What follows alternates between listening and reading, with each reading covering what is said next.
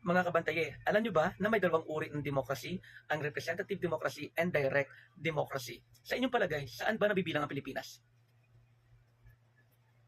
Okay, time's up.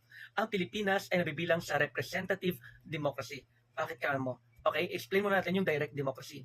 Ang direct democracy, kagaya yan ng mga bansang Switzerland, Liechtenstein, yung mga ibang states sa United States, may mga bansang direct democracy. Although, kukunti lang sila.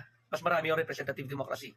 Ang direct democracy, ito yung kung saan ang citizen talaga, ang mga mamamayan ng bansa ay direktang bumoboto para bumalangkas ng mga policies, mga laws, and kung paano i-govern yung kanilang bansa. Kumbaga, may direct silang participation talaga sa paggawa ng mga batas ng mga policies ng bansa. Nag-yes or no talaga sila. Okay? Yung representative democracy naman, kagaya ng Pilipinas, nag-elect tayo ng representative natin from barangay, gumagawa ng barangay ordinance, yung mga kagawad, and yung barangay captain, ini-elect natin yan.